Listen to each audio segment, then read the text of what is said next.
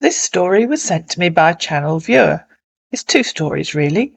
The story of how his own ex-wife fell victim to scammers, and the story of how his ex-wife's friend also fell victim to scammers, with an interesting twist at the end. How this viewer did what many scammers claim they're doing. He borrowed money from both his ex-wife and his new wife. He'll explain that to you at the end.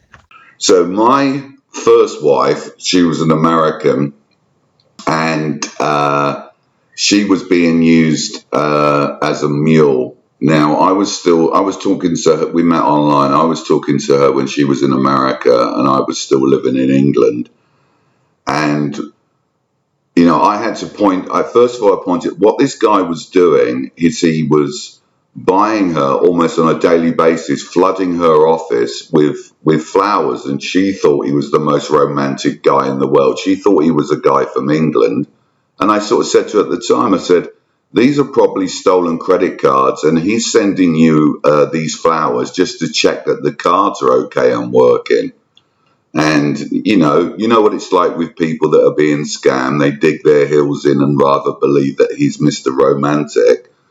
So it culminated that she turned up to work. She had quite a well-paid high position in this company. So this is in Waco, Texas.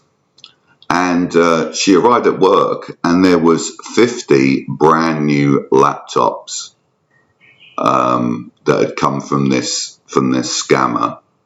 And you know, she got the voice message and things from the person, or the email. You know, but this is a long time ago now. You know, we're going back to the early 2000s, and he was asking her to, you know, send in a whole load of addresses to send these laptops onto. And it was at that point, of course, that she actually listened to me and called the police and broke off contact with this guy. But that's not the only thing. She lost in total to guys scamming her. She had a thing about English guys. What can I say? So she ended up being down about 10,000.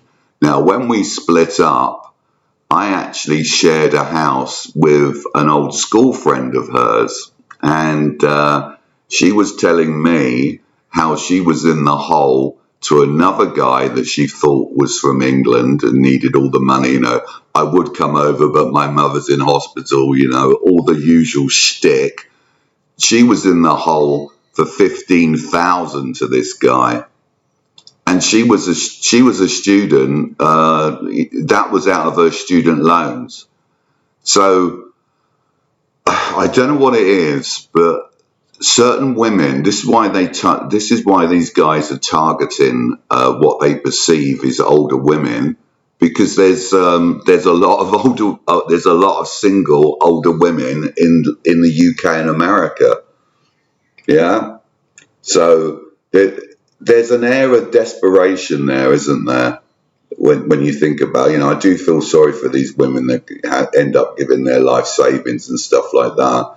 It's like, just go out and just find a decent guy, even if he cleans the street, you know, sweeps the streets, rather than, you know, sort of believing I literally, Annie, I can't believe, I listened to the one about, what was he, like the highest up you can be in the US Army, and you compared the real guy's voice to, you know, that thing, man, you know, sort of. It's like, how can people fall for this? See, in addition to that, the lady I'm married to now in China, I actually met her online before the woman I married in America, as confusing that would sound. And of course, when my relationship broke up there, that's how I ended up where I am now in China.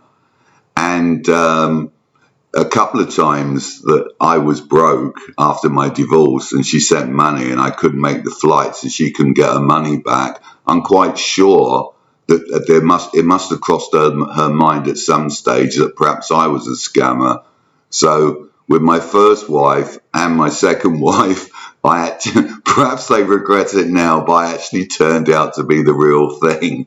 So anyway, that's just a little additional thing. They're two people that I know personally that one got scammed and was being used as a mule, and the other one got scammed out of, well, 15,000 that she admitted to. So it might have been higher than that. Anyway, I'll leave it at that at the moment. I think this story illustrates very well just how widespread these types of scams are and how they've been going on for many years. If you've been the victim of a scam, or you have a story that you'd like to submit as a warning to others, you're welcome to email it to keepsafeonthenet@gmail.com. The address is on the screen. I hope you found this video useful and informative. If you did, please like it, please share it, please comment down below, please subscribe to my channel, and I'll see you again in another video.